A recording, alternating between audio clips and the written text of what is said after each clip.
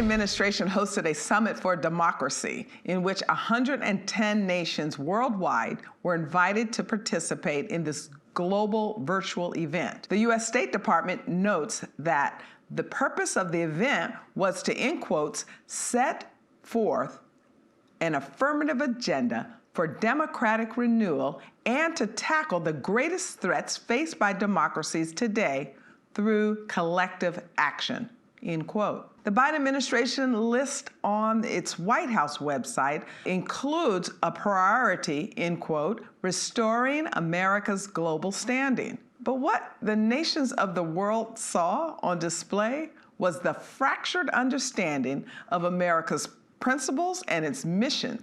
It saw what American progressives want to impose on the rest of the world. The State Department noted that one of the aims of the summit was from a phrase out of our preamble of the Constitution, in quotes, to form a more perfect union. But the nations of the world are not a part of a union, as our states are part of a union bound by our Constitution. The nations of the world are autonomous nations, each marching to their own drummer, trying to live and hopefully thrive toward a goal and together on one planet. The State Department should have picked a much more relevant phrase from our Constitution's preamble. How about this one? To secure the blessings of liberty.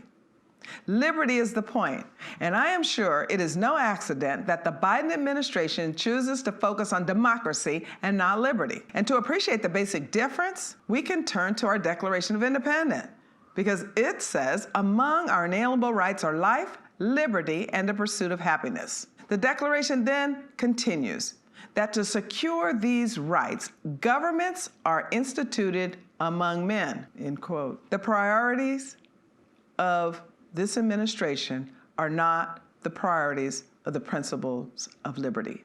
The principles of liberty on which our great nation was founded precede government. Men form governments to protect their liberty, not to bestow it or deny it. But liberals, oh, they love power. They don't love liberty. So they want to grow the type of government that imposes their values, their worldview on everyone here in America and everyone abroad.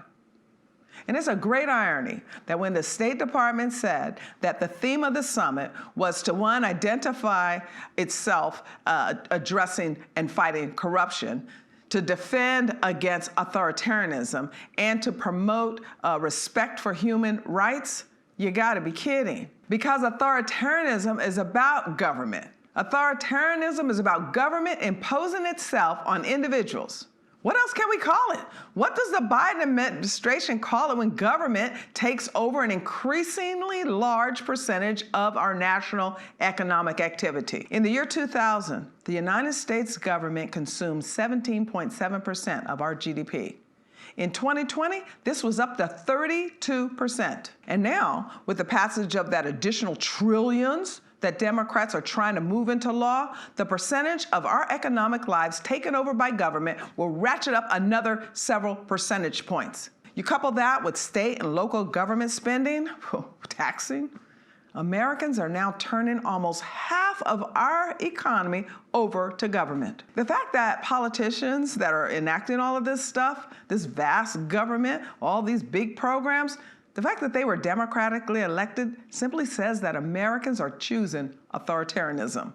They're voluntarily giving up their liberty. The Wall Street Journal noted that the Build Back Better Act just passed in the House contains $555 billion in grants, credits, and deductions just for green energy projects.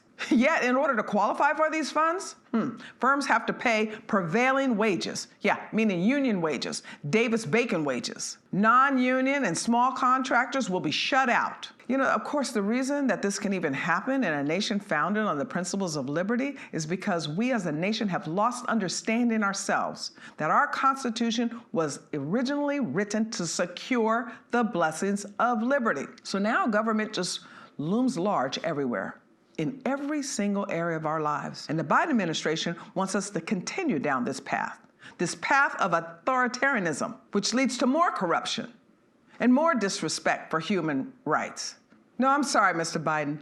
America should not be about promoting big government. It should be about promoting liberty. America should not only be about promoting liberty abroad, but more importantly, America should be securing the blessings of liberty here at home.